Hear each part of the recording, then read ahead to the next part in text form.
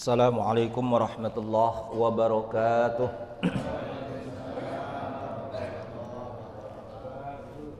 Innal hamdalillah nahmaduhu wa nasta'inuhu wa nastaghfiruh wa na'udzu billahi min sururi anfusina wa min sayyiati a'malina. May yahdihillahu fala mudhillalah wa may yudlil fala hadiyalah. Asyhadu an la ilaha illallah wahdahu la syarikalah wa asyhadu anna Muhammadan abduhu wa rasuluhu la nabiyya ba'dah. Qala Allah ta'ala fil Qur'anil Karim, a'udzu billahi minasy syaithanir rajim. Qalu subhanaka la ilma lana illa ma 'allamtana innaka antal alimul hakim. Wa qala aidan ya ayyuhalladzina amanu taqullaha wal tandur nafsum ma qaddamat lighad wattaqullaha innallaha khabirum bima ta'malun. Wa qala Rasulullah sallallahu alaihi wasallam, may yuridillahu bihi khairan yufaqihuhu fid din, fa innal ilma bit ta'allum. Wa qala aidan tulabul ilmi faridatun ala kulli muslimin aw muslimatin aw kama qala Rasulullah sallallahu alaihi wasallam. Bapak Ibu jamaah salat subuh Masjid Al-Hikmah yang dirahmati Allah, pertama-tama dan yang paling utama, mari kita sama-sama memanjatkan puji syukur kehadirat Allah Subhanahu wa taala. Di subuh pagi hari ini Allah telah memberikan berbagai nikmat kepada kita semua, terutama nikmat iman dan Islam, nikmat sehat dan nikmat kesempatan, nikmat-nikmat yang lain yang tentu sangat banyak, yang tidak mungkin kita dapat menghitungnya. Yang paling penting, kita sebagai hambanya senantiasa bersyukur kepada Allah Subhanahu wa ta'ala. Dan semoga dengan syukur kita, Allah senantiasa akan menambahkan nikmat-nikmatnya kepada kita semuanya. Amin ya rabbal alamin. Sholawat beserta salam tidak lupa juga semoga senantiasa tercurah dan disampaikan oleh Allah kepada junjungan kita Nabi besar Muhammad sallallahu alaihi wasallam beserta para keluarganya, para sahabatnya dan para pengikutnya yang setia, dan mudah-mudahan kita juga termasuk di dalamnya, termasuk umatnya yang kelak pada hari kiamat nanti kita mendapatkan syafaat beliau. Amin ya rabbal alamin. Jamaah sekalian, bapak-bapak yang sebelah kanan ini kayaknya masih muda-muda semua, sehat semuanya, alhamdulillah. Sehat semuanya ya, alhamdulillah. Ibu-ibunya juga begitu nih, sehat semuanya ibu, alhamdulillah. Memang ketemu Pak Ali Mahfud ini sebulan sekali, tapi alhamdulillah ya, nampaknya nggak ada perubahan ya. Lihat muka-mukanya ini muka-muka cerah, muka-muka bahagia, muka-muka yang udah melampaui masa muda dan tinggal menikmati ini yang tua-tua ini. Baik, jamaah sekalian, mari kita lanjutkan kajian kita. Yang kali ini saya membacakan kitab Bidayatul Mujtahid ya. Nama kitabnya aslinya Syarhu Bidayatil Mujtahid wa Nihayatil Muqtasid ya, lil Imami Abil Walid Muhammad bin Ahmad bin Muhammad bin Rushd Al-Andalusi, dikenal dengan Ibnu Rushd ya. Sebelum kita mulai mari kita sama-sama membaca basmalah. Bismillahirrahmanirrahim. Jamaah sekalian, kali ini saya ingin menyampaikan terkait dengan rukun-rukun yang berkaitan dengan Jum'ah atau sholat Jum'ah ya. Al-Faslus Salisu fil Arkani, pasal yang ketiga ini bicara tentang berbagai rukun atau rukun-rukun yang terkait dengan sholat Jum'ah. Ittafaqal muslimuna ala annaha khutbatun wa raq'atani ba'dal khutbah. Para ulama sepakat bahwa para orang-orang muslim sepakat sesungguhnya khutbah wa raq'atani ba'dal khutbah dan sholat 2 rakaat setelah khutbah ya, ba'diyah Jum'ah ya, itu yang sudah disepakati. Khutbah itu sendiri disepakati sebagai rukun. Ya. 2 rakaat ba'da khutbah itu apa artinya? Ya sholat Jum'ah 2 rakaat itu gitu kan. Kan khutbah dulu baru sholat Jum'ah. Ya 2 rakaat itu. Itu disepakati itu adalah salah satu rukun. Wakhtalafu min dalika, dan para ulama juga ikhtilaf terkait dengan hal tersebut fi khamsi masaila, di dalam 5 masalah. Hiya qawaidu hadzal bab. Di sini adalah kaidah-kaidah di bab ini. Al-mas'alatul ula, masalah yang pertama, fil khutbati, terkait dengan khutbah itu sendiri. Ya. Hal hiya syartun fi sihhatis shalah, apakah dia kedudukannya sebagai syarat di dalam sahnya sholat? Kalau menjadi rukun tadi kan sepakat para ulama. Sekarang yang dipersoalkan apakah khutbah itu menjadi syarat sah sholat Jum'ah itu sendiri? Ya. Artinya ketika sholat Jum'ah, begitu Jum'ah tanpa khutbah, sah atau tidak? Ya, itu jadi persoalan. Wa ruknun min arkaniha amla, dan rukun di antara rukun-rukun itu sendiri atau tidak? Nah, ini yang dipersoalkan. Jadi syarat termasuk juga rukunnya. Fadhahabal jumhuru, berpendapat jumhur ulama, ila annaha syartun, sesungguhnya khutbah adalah syarat, wa ruknun, dan rukun. Jumhur ulama sepakat bahwa khutbah ya itu menjadi syarat dan rukun di dalam Jum'ah atau di dalam penyelenggaraan sholat Jum'ah itu. Pendapat pertama ya itu pendapat waqala qaumun, dan berpendapat satu kaum, satu kelompok lagi, innaha laisat bifardin, sesungguhnya khutbah tidak fardu, artinya tidak wajib.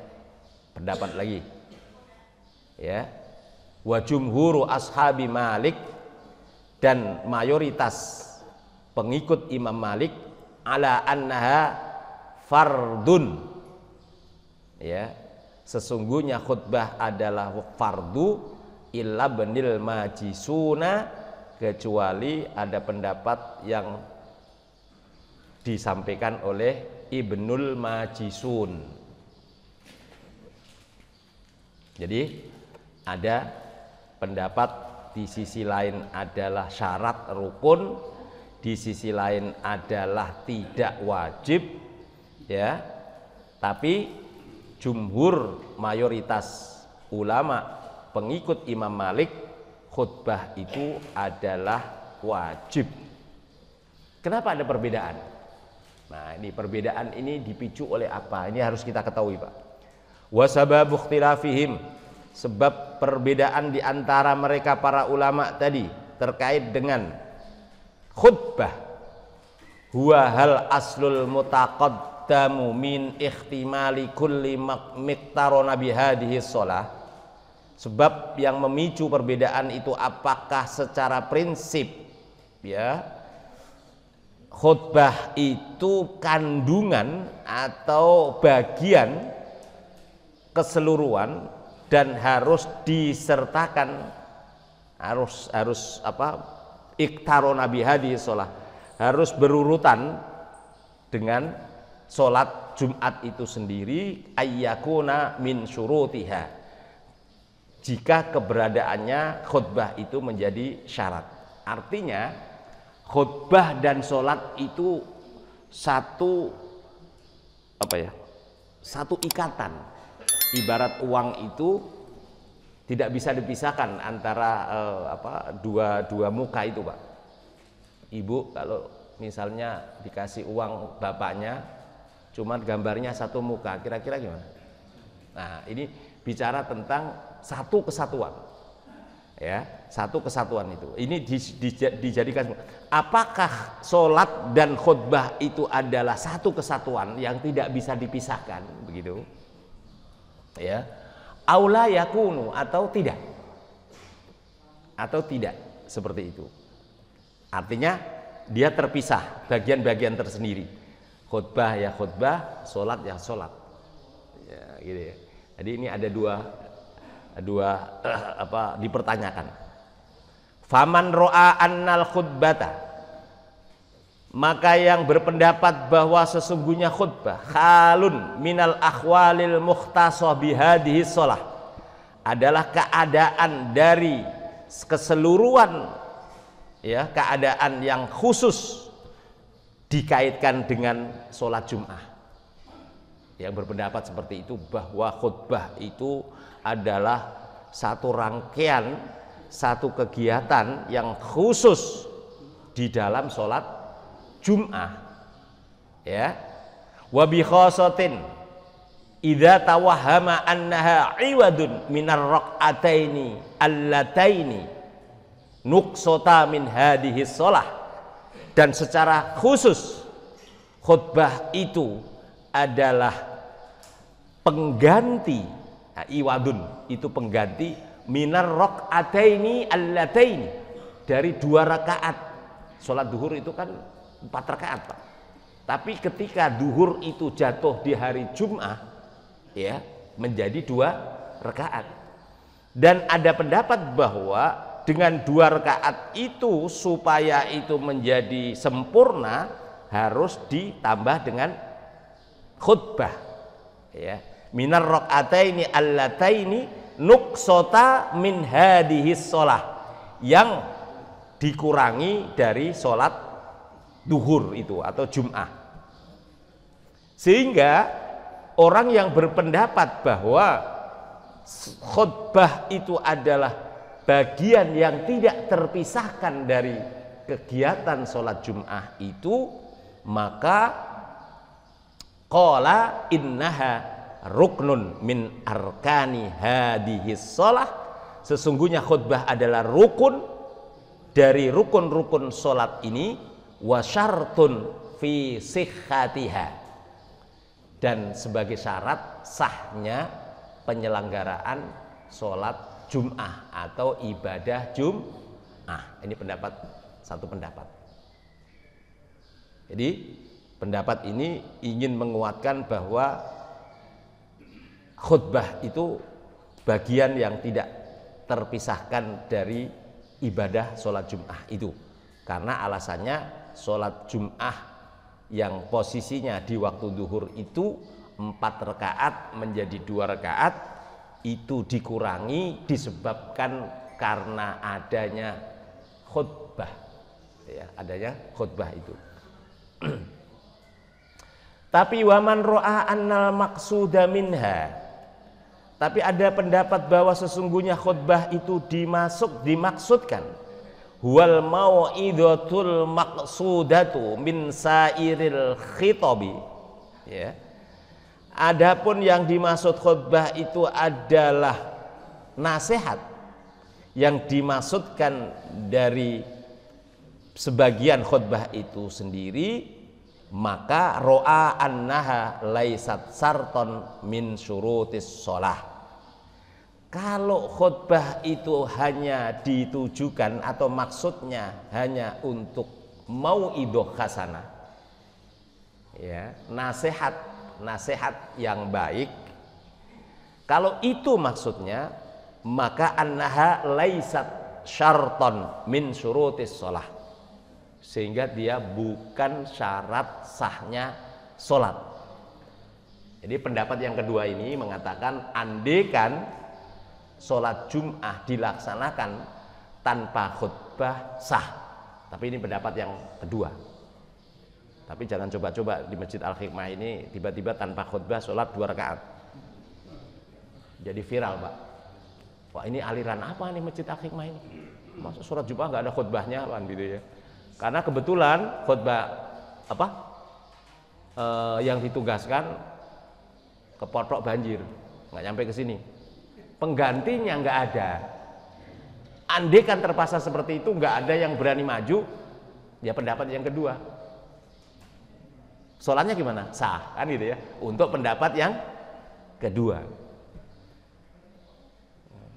Tapi untuk pendapat yang pertama, karena rukun dan syarat sahnya sholat, maka ibadah Jumat itu tidak sah. Tidak sah. Kan bisa saja Pak terjadi Pak. Bisa saja kan? Ustadz adanya di daerah mana? Kebetulan mau ke sini, pernah terjadi. Saya sendiri pernah terjadi Pak. Pernah terjadi. Masih ingat dulu gitu, tahun berapa itu. Saya ada khutbah di Jakarta Barat, daerah dekat yang pembuatan SIM itu Pak. Mana itu Daan Mogot Pak. Saya baru sampai di jalan tuh segini Pak. Termasuk Jumatan tuh nggak jadi, masjidnya juga ini apa banjir. Jadi saya baru sampai di lampu merah mau belok kiri itu banjir besar, hujan. Saya juga nggak nyampe di masjid, informasi kemudian masjidnya juga banjir, nggak jadi sholat Jumat. Kan bisa saja terjadi sholat Jumatnya itu. Akhirnya diganti sholat duhur masing-masing di rumah. Jadi ingin saya sampaikan bahwa ada dua pendapat terkait dengan khutbah itu. Ada yang berpendapat, terutama jumhur ulama, mayoritas ulama, ya. Kalau disebut jumhur itu tiga imam itu Pak. Jadi Imam Hanafi, Imam Syafi'i, Imam Malik. Kalau itu sudah sepakat. Tapi ada pengikutnya yang mengatakan bahwa itu malah wajib juga fardu. Ya, dua pendapat ini ada ya yang berpendapat seperti itu. Artinya dia posisinya tidak menjadi syarat sahnya sholat. Ya, laisat syarton min syurutis sholat. Bukan bagian dari syarat yang mengesahkan sholat itu sendiri. Nah, ini pendapat yang kedua. Karena apa? Karena pendapat kedua ini berdasarkan bahwa khutbah itu hanya nasihat atau mau'idhah hasanah. Mau'idhah hasanah. Jadi seandainya tidak ada nasihat itu, sholat tetap sah. Nah, ini pendapat kedua ya. Pendapat yang kedua. Tapi dari dua pendapat ini saya berpihak kepada pendapat yang pertama. Ya, jumhur ulama. Karena tadi ya dengan adanya dan apa juga yang disampaikan oleh Rasulullah dan yang dilakukan oleh Rasulullah. Nah, ini makanya kita lihat. Jadi pendapat kedua ini bisa berlaku ketika tadi keadaan darurat tadi, ya, tidak ada khotibnya nggak nyampe ke sini, pengganti nggak ada, gitu ya. Karena khutbah itu sebenarnya sih nggak susah-susah amat Pak, nggak harus pinter ngomong kan, baca aja kan bisa. Baca alhamdulillah, kemudian baca Al-Quran, sholawat, kemudian sedikit nasihat gitu ya. Ya kira-kira 2-3 menit juga udah cukup sebagai syarat rukun kan. Ya, tapi kan untuk berdiri di mimbar ini kan ada yang namanya ini Pak. Apa namanya? Ya penyakit apa itu? Demam mimbar. Udah diapalin di rumah itu lancar banget, begitu berdiri hilang semua. Ada yang begitu. Iya. Karena memang ngomong di depan orang ini kadang-kadang kalau nggak biasa bisa kaki ini ada pernya Pak, gemetar gitu. Ya, makanya perlu dibiasakan gitu ya. Makanya kalau jadi pejabat RT atau RW itu kan, nah kebetulan kan saya RW di RW 17 kan. Kalau nggak bisa ngomong itu agak susah juga gitu. Kalau baca teks juga lucu gitu, ya kan, nggak nyambung kan gitu kadang-kadang. Jadi sekali lagi Pak, terkait dengan khutbah ini ada dua pendapat. Yang satu syarat rukun, kalau tanpa khutbah Jumatnya ibadahnya diganti duhur saja, artinya tidak sah. Kalau dilanjutkan hanya 2 rakaat, ya. Tapi ketika pendapat kedua, ya, itu tetap sholat Jumat berlangsung meskipun tanpa khutbah. Itu sah karena dia bukan bagian syarat rukun. tetapi hanya mauidhah saja, ya, nasihat yang baik.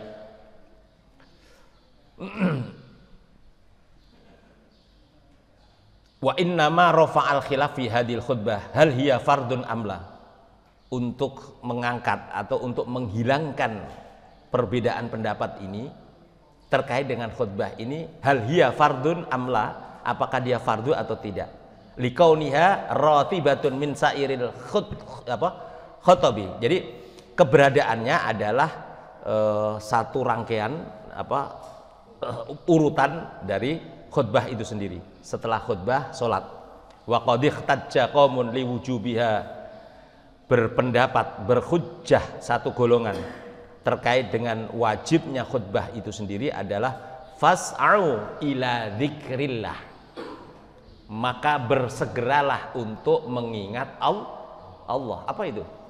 Ya, khutbah. Ya, khutbah itu memerintahkan, mengajak supaya bersegera kita, diingatkan kita. Fas'au, wajib ini perintah. Ila dzikrillah, bersegeralah untuk mengingat Allah. Wa qalu, Al-Qur'an ini dipahami huwal khutbah. Jadi perintah untuk bersegera mengingat Allah itu dipahami oleh jumhur ulama adalah khutbah. Khutbah itu sendiri, ya, yang mengingatkan supaya mengingat kepada Allah. Selesai itu, Pak, terkait dengan khutbah itu sendiri. Tapi walaupun ada dua pendapat, tetap jangan coba-coba, ya, jangan coba-coba Masjid Al-Hikmah nanti mengenjarakan pendapat yang kedua.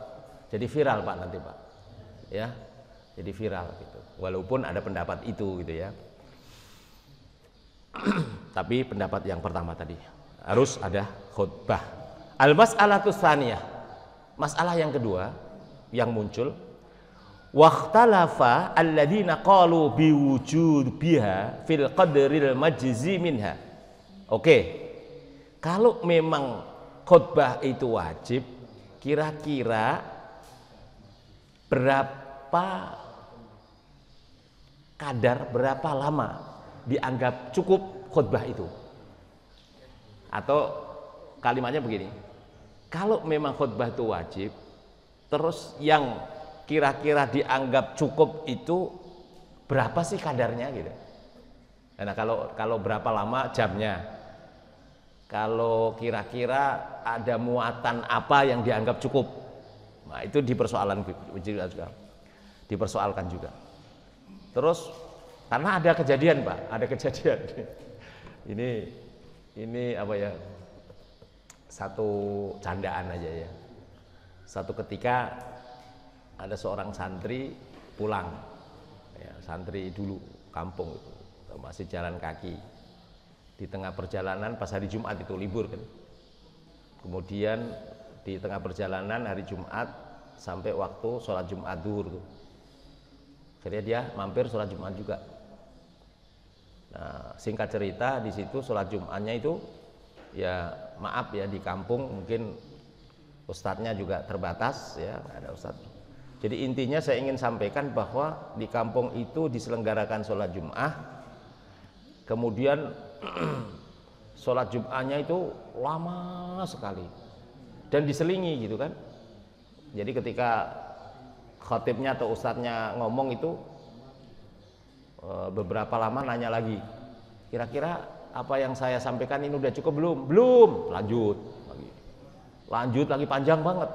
Nah ini si santri yang ini agak heran gitu ya, berbeda dengan apa yang dia pahami dari ilmu yang dia dapat dari pesantren gitu kan.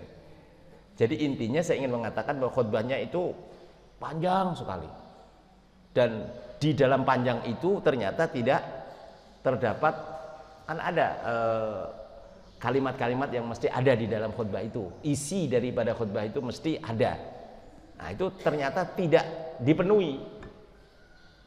Akhirnya begitu sholat selesai, ya khutbah kemudian sholat, karena kena panjang banget. Begitu ditanya lagi, itu cukup, udah kan akhirnya ya udah kita sholat gitu kan. Ya maklum ini namanya di kampung Pak, ilmunya nggak ada, ya kan. Akhirnya sholat, begitu habis sholat selesai si santri tadi protes, khutbahnya tidak sah, sholatnya juga tidak sah. Kaget semua itu jamaah. Singkat cerita itu santri digebukin Pak, gebukin tuh. Akhirnya dia nggak jadi pulang Pak, balik lagi pesantren, lapor kepada kiainya. Loh, kamu mukanya babak belur kenapa itu? Wah saya diajar di kampung sana, saya ikut sholat Jumat. Gimana ceritanya? Diceritakan tadi Pak. Sebenarnya cerita ini saya juga dari kiai saya gitu, dari ustadz saya seperti ini gitu. Sebenarnya cerita ini mengajarkan juga gitu ya, mengajarkan juga nanti hikmahnya apa di baliknya. Akhirnya sang kiai begitu dilapori begitu, oh begitu ya udah. Ya kiainya tahu bahwa di dalam khutbah yang panjang tadi tidak dipenuhi kalimat-kalimat yang mesti harus tadi. Oke, nanti Jumat berikutnya kita datang berdua. Singkat cerita Jumat sampai berdua, kemudian kiai juga mendengarkan khutbah seperti kejadian yang pertama, ya didengarkan saja. Sholat juga dilaksanakan seperti tadi, seperti yang diceritakan oleh santrinya. Singkat cerita begitu selesai, dia sengaja Pak ngambil posisi di depan. Orang kampung ini udah curiga Pak, ini ada satu kemarin yang udah digebukin. Wah ini bawa bapaknya gitu, bawa Pak Kiainya gitu kan, dengar gitu. Jadi singkat cerita begitu selesai, Pak Kiai dikir lama, ditungguin. Wah ini jangan-jangan nanti seperti kemarin Kiai saya sudah salah-salahin. Gitu kan, tungguin gitu. Dikirnya lama, orang kampung ini nggak bergerak, nggak pulang-pulang karena khawatir nanti kiainya disalah-salahin lagi gitu. Jadi singkat cerita Pak, kemudian Pak Kiainya ini begitu selesai dikir nangis dia, nangis itu, kenceng-kencengnya itu nangis. Semakin heran nih orang kampung, kenapa ini? Begitu nangis si kiainya tadi nanya, kenapa Bapak? Dia cerita bahwa semalam dia mimpi. Nah, sebenarnya ini mah buatan aja itu, mimpi dia masuk neraka, dilempar mau neraka. Kemudian dalam mimpi itu kemudian dia diperlihatkan bahwa yang bisa menyelamatkan adalah satu helai jenggot ya, yang bisa menyelamatkan. Oleh karena itu saya mohon kepada Pak Yai gitu ya, minta aja satu helai aja untuk menyelamatkan dari mimpi saya itu, dari siksaan. Ya, itu orang kampung kan masih ada semua Pak, mendengarkan semua Pak. Oh begitu, oh nggak apa-apa kalau memang cuma satu helai, gitu. Cabut satu dikasih. Cuman persoalannya kan yang lain juga ngiri Pak. Kalau gitu saya juga mau. Jadi semua mau tuh dicabutin semua itu. Jenggot Pak Kiai tadi. Kain-kain lah Pak Kiai. Teriak-teriak kan. Nah, tapi ini sebenarnya ada hikmah Pak ternyata di balik ini, bahwa ketika kita berada di satu tempat yang bukan tempat kita, makanya ada satu etika bahwa walaupun kita ustadz, walaupun kita kiai, ilmunya banyak, kalau di tempat yang kita ini ya jangan nyelonong jadi imam lah. Yang lebih wajib, yang lebih berhak adalah orang tempatan. Ya ustadz yang sudah ditetapkan, imam yang sudah ditetapkan di tempat itu. Begitu juga walaupun kita pinter, walaupun ini melihat sesuatu yang kita kemudian kita langsung, itu nggak boleh. Ya, itu juga nggak boleh. Ada namanya etika, ya. Walaupun itu salah, ya biarin aja. Nggak boleh langsung kita ini. Yang ada babak belur Pak, iya kan? Jadi jangan sok kemudian. Itulah perlunya ada etika, tidak boleh. Ya seperti santri tadi, namanya ilmunya masih cetek, berbeda dengan kiai tadi, pakai strategi, ya, untuk membalaskan santrinya yang dikeroyok tadi, gitu kan. Ya, jadi sebenarnya itu aja. Itu sebenarnya cerita ada kandungan hikmah. Kita harus etika, ada etika, walaupun kita tahu tentang itu, tidak mentang-mentang kemudian langsung. Ada forum tersendiri. Ya begitu juga RT, RW begitu salah, warganya langsung ditegur di situ di depan warga yang lain, malu dia Pak. Yang ada berantem, walaupun benar nasihat itu, ya. Uang sampah sembarangan, gimana sih kamu? Kamu udah tua masih bodoh. Apa yang terjadi? Berantem, Pak. Tapi begitu diambil, kita ngobrol atau di forum ada kejadian dirembuk bersama, itu aman. Ya, aman, Pak. Jadi memang pentingnya kita segala sesuatu itu dimusyawarahkan, ya, dirembuk bersama, gitu ya. Nah, itu yang saya lakukan di warga saya seperti itu. Ada masalah apa aja nggak boleh bertindak sendiri-sendiri. Ya, mari kita rembuk. Ya, seperti portal itu kita rembuk selesai, Pak. Ya, 6 tahun nggak dibuka karena saya rembuk bersama. Yuk, maunya apa? Dibuka. Ayo. Hanya hitungan jam, Pak, dibuka. Coba kalau kita satu-satu maju mau apa? Dengan otot begitu, marah-marah begitu. Ya, atau mungkin nggak selesai, yang ada berantem, Pak. Ya, tapi alhamdulillah dengan kita rembuk bersama, kumpul, ya, kita selesaikan bersama, alhamdulillah. Baik, kita lanjutkan. Kira-kira khutbah itu seberapa yang cukup gitu? Faqala Ibnul Qasim wa aqallu ma yantaliqu alaihi ismu khutbah fi kalamil arabi minal kalamil muallifil mabdu'u bihamdillah. Jadi pendapat Ibnu Qasim paling sedikit di dalam khutbah itu harus yang bisa dikatakan bahwa itu khutbah adalah ucapan kalamul Arab, ucapan bahasa Arab, minal kalamil muallifi al mabdu'u bihamdillah, yaitu ucapan yang didahului dengan ucapan alhamdulillah. Alhamdulillahirabbil alamin wassalatu wassalamu ala asyrafil anbiya'i wal mursalin misalnya, ya. Tapi kan tidak semua orang bisa begitu. Alhamdulillah saja sudah cukup. Itu kata Ibnul Qasim, itu khutbah. Wa qala Syafi'i, berpendapat Imam Syafi'i, aqallu ma yajzi min dalika khutbatani isnatani. Menurut pendapat Imam Syafi'i paling sedikit khutbah dianggap cukup itu ketika terdiri dari 2 khutbah. Yakunu fi kulli wahidatin min huma qa'iman. Keberadaannya setiap khutbah itu salah satunya diucapkan dengan qa'iman, berdiri. Yafsilu ihdahuma, dipisah di antara satu khutbah dengan khutbah yang kedua, minal ukhra bijalasatin khafifatin, dengan duduk sebentar. Jangan lama-lama, Pak, nanti kelamaan itu jamaah nungguin. Ya, setelah sampaikan duduk sebentar. Bihamdillah fi kulli wahidatin minhuma fi awwaliha, yaitu dengan mengucapkan alhamdulillah di salah satu khutbah, setiap khutbah tadi, ya, di awalnya, ya, fi awwaliha. Wa yusalli 'alan nabi sallallahu alaihi wasallam, dan bersolawat kepada nabi.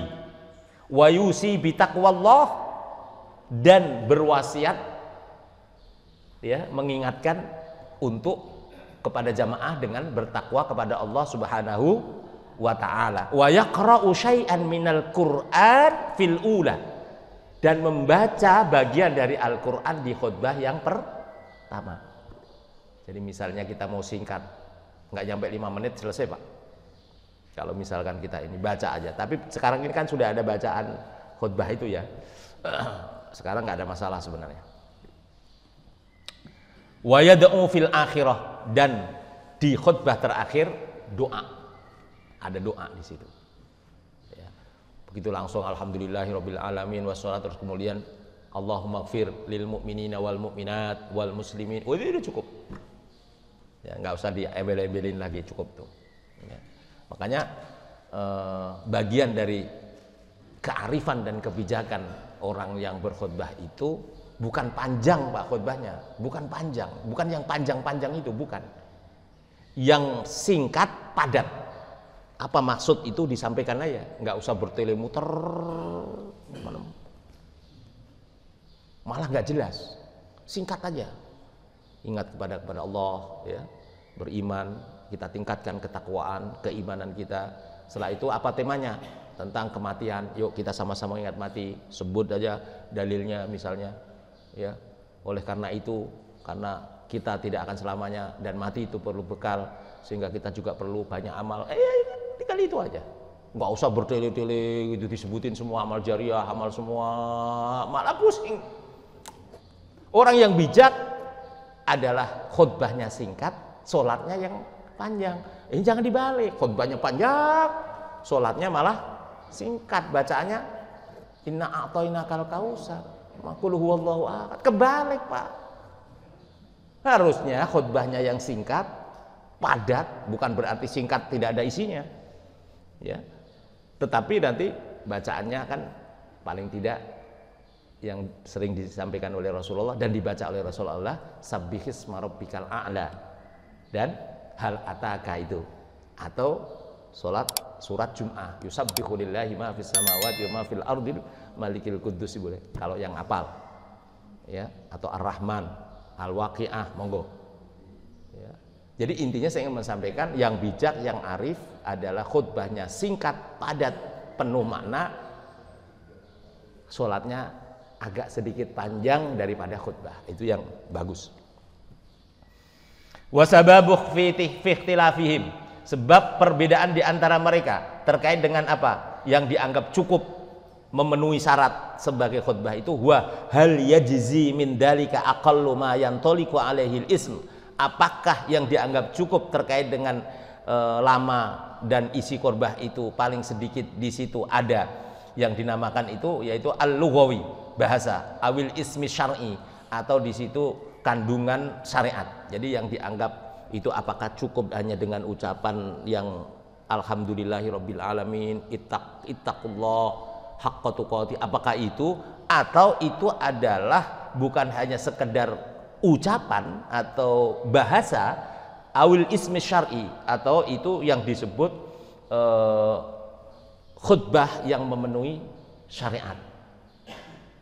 Nah, itu jadi perdebatan. Faman ra'a annal majzi aqallu ma yantaliqu alaihi ismul lughawi, bagi yang berpendapat bahwa cukupnya itu paling sedikit di situ, paling tidak ada bahasa tadi, lam yashtaritu fiha syai'an minal aqwal, tidak disyaratkan di dalamnya sesuatu dari ucapan allati nukilat anhu, yang diambil anhu sallallahu alaihi wasallam fiha, daripada apa yang pernah diucapkan oleh Rasulullah sallallahu alaihi wasallam, yaitu alhamdulillah ya, kemudian sholawat, kemudian nasihat tentang itu. Jadi 3 itu, Pak, di dalam khutbah pertama itu isinya memuji Allah, wasiat, mengingatkan ya ancaman tadi, pahala dari Allah, ancamannya juga, dan hamdalah, sholawat, dan wasiat. Itu isinya 3 itu, Pak, sebenarnya inti. Dan yang kedua, khutbah yang kedua itu intinya adalah doa, ya, ditutup dengan doa. Nah, itu yang diajarkan oleh Rasulullah secara syar'i. Wa man ra'a annal majzi min dzalika aqallu ma yantaliqu ali ismu asy-syar'i ishtarata fiha usulul aqwal allati nukilat min min khutbihi sallallahu alaihi wasallam, ani al aqwal ar-ratibah ghairil mubaddilah. Artinya, kalau memang yang dinamakan khutbah itu hanya memenuhi ucapan-ucapan tadi saja, yang pertama itu cukup. Tetapi ketika dinamakan khutbah itu harus memenuhi syarat syar'inya, sebagaimana yang pernah dilakukan oleh Rasulullah, a'ni al-aqwal ar-ratibah ghairil mubaddilah, maka ucapan-ucapan yang harus beruntut dan tidak boleh diganti dengan ucapan yang lain. Nah, inilah kemudian jadi persoalan, Pak. Ada di daerah mana itu, Bogor masih ada, di mana itu yang khutbahnya itu cuma bahasa Arab aja. Mungkin ini pendapat yang pertama, memang syar'inya begitu. Alhamdulillahirabbil alamin wassalatu wassalam ittaqullah haqqa tuqati wa la tamutunna illa, kemudian enggak ada bahasa Indonesianya. Setelah itu ini kemudian duduk. Wah, itu cepat sekali itu. Dan biasanya buku yang dibaca, saya pernah, Pak, di daerah Sentul sana, naik sedikit di Jayanti itu ada masjid yang khutbahnya itu bahasa Arab aja. Dan bukunya itu bukan buku yang sekarang yang cetakan ada bahasa Indonesia, enggak. Jadi udah lama itu tulisan Arab itu, dan warnanya juga udah agak pudar itu. Ya pernah mungkin yang itu dibaca terus itu sama kiainya itu. Jadi tahu-tahu selesai gitu ya. Tahu-tahu komat gitu. Ya gitu. Begitu ditanya, "Apa khutbahnya?" Nggak paham gitu ya. Orang itu udah terbiasa begitu ya. Ya sah aja. Karena dia beranggapan bahwa Nabi nggak pernah bahasa Indonesia, bahasa Arab. Nah, tapi kalau itu dibawa ke Al-Hikmah rame juga nanti, ya kan? Baik. Tapi itu perbedaan pendapat, Pak. Kalau yang seperti itu ya nggak usah di inilah, ya monggo saja. Mungkin kita berhusnudzon, ya jamaahnya banyak yang sudah paham bahasa Arab, gitu ya. Nggak usah dikecam lah begitu. Wasababu fi hadzal ikhtilaf, sebab perbedaan ini ada annal khutbata allati nukilat anhu. Adapun khutbah yang diambil daripada Rasulullah fiha aqwalur ratibah wa ghairi ratibah, yaitu ucapan-ucapan yang berurutan dan yang tidak berurutan. Famani tabarul aqwal al ghairi ratibah, bagi yang berpendapat bahwa ucapan-ucapan yang tidak berurutan tadi, wa ghalaba hukmuha qala yakfi min dzalika aqallu ma yantaliqu alaihi ismul lughawi.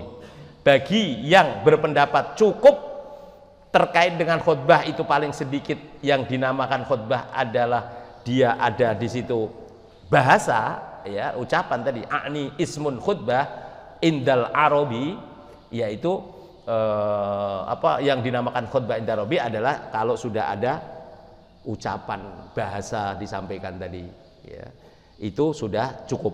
Tapi wa mani tabarul aqwalur ratibah wa ghalaba hukmuha qala la yajzi min dalika, bagi yang berpendapat bahwa ucapan-ucapan khutbah itu mesti harus beruntut dan pada umumnya hukumnya seperti itu, maka dia mengatakan la yajzi, tidak cukup, ya min dalika dikatakan khutbah illa aqallu ma yantaliqu alaihi ismul khutbah fi urufis syar'i wastimalihi. Dikatakan khutbah itu harus memenuhi syarat syariat yang dicontohkan oleh Rasulullah pada umumnya dan diamalkan.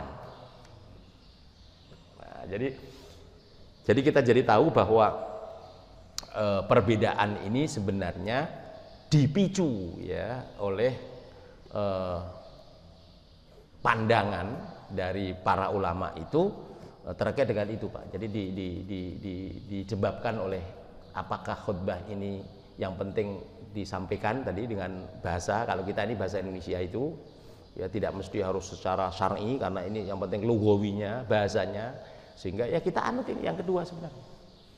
Karena khutbah itu sendiri memberikan mauidhah, memberikan apa namanya, menyampaikan, menasihati. Ini kan orang kumpul Jumat satu minggu sekali, itu kan ya kesempatan orang berkumpul itu kita sampaikan nasihat-nasihat agama, ya, sehingga kemudian harus bisa dipahami, sehingga bahasa itu menjadi penting.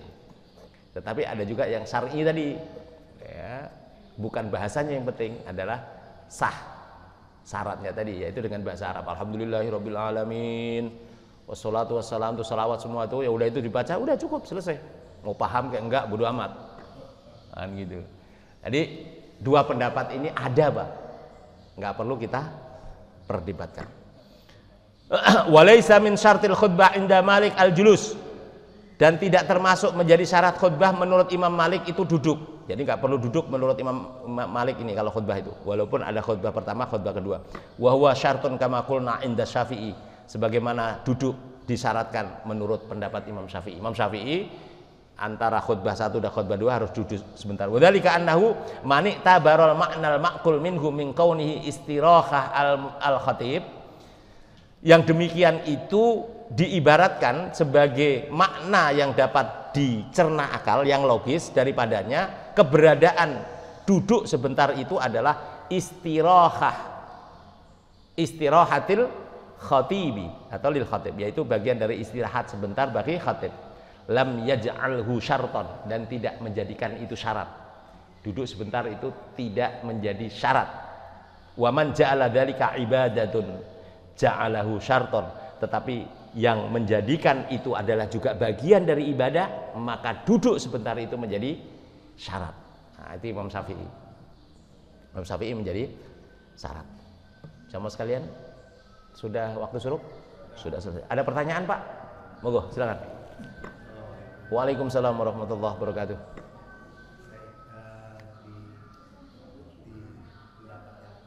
Ya.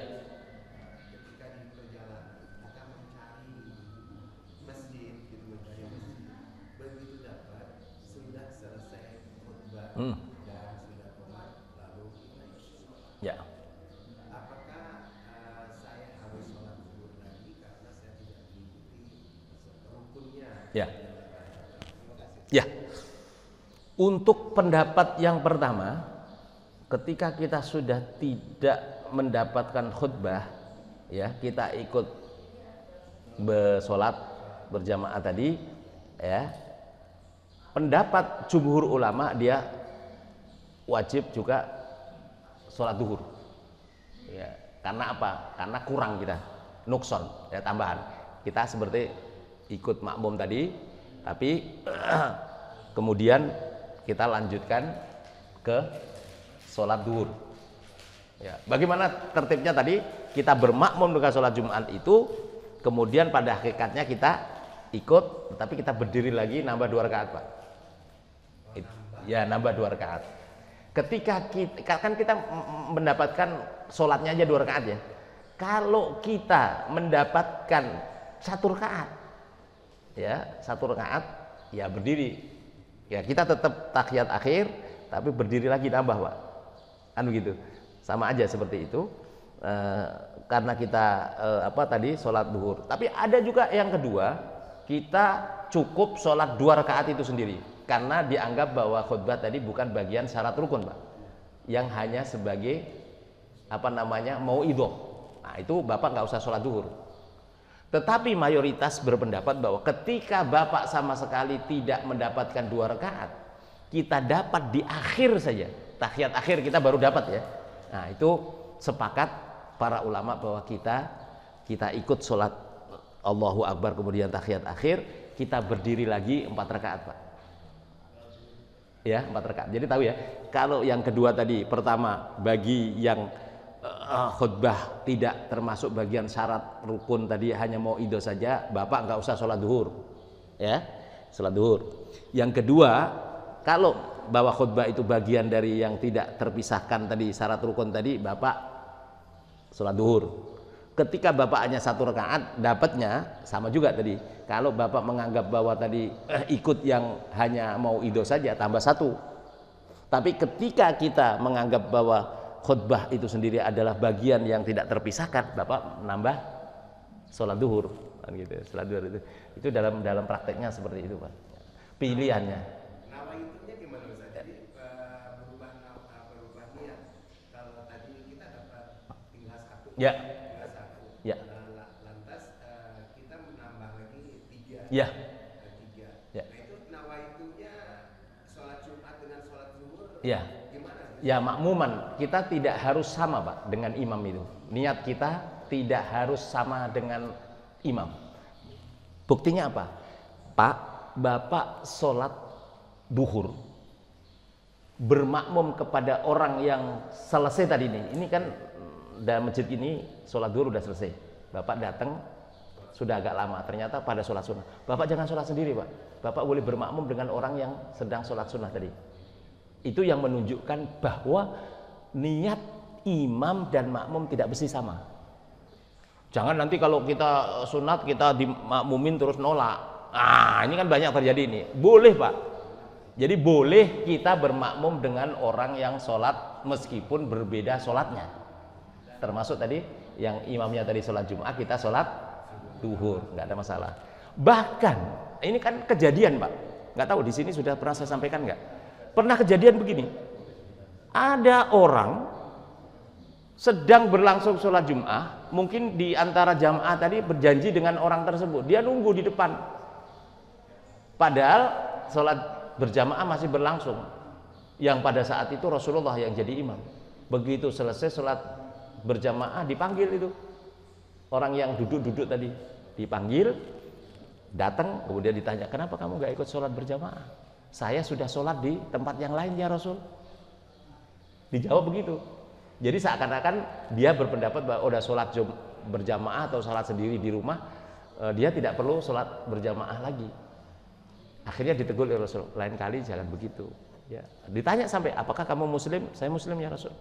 Kenapa kamu nggak ikut? Ya, lain kali tidak begitu. Jadi begitu saja. Ini menunjukkan bahwa kalau Bapak ingin, nah ini di sini ada juga, apakah sudah saya sampaikan atau belum? Jadi Bapak bisa, misalkan sholat sendiri udah selesai semua, Bapak bisa ngajak yang lain, yuk bantuin saya. Bapak boleh jadi imam atau Bapak imamnya atau dia jadi makmum. Itu membantu kita dari pahala 1 menjadi 27 derajat. Oh, saya tadi udah sholat.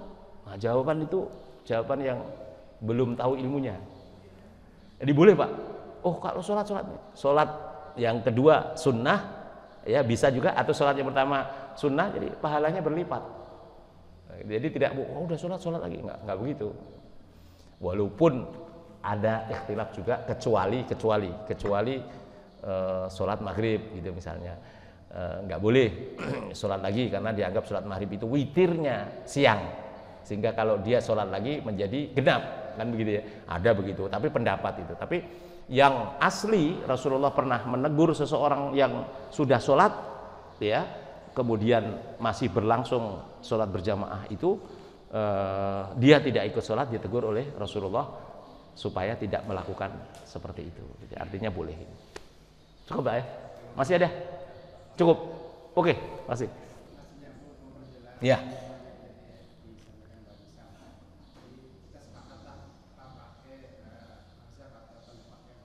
Ya.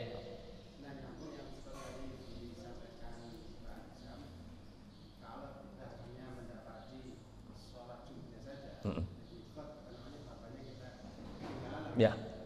Nah, posisi kita untuk menggantinya ini, apakah pada saat selesai imam salam, kita salam dulu, Ya. atau kita nggak ikut salam langsung naik lagi, Ya. nyambung ke Ya, yang kedua nyambung.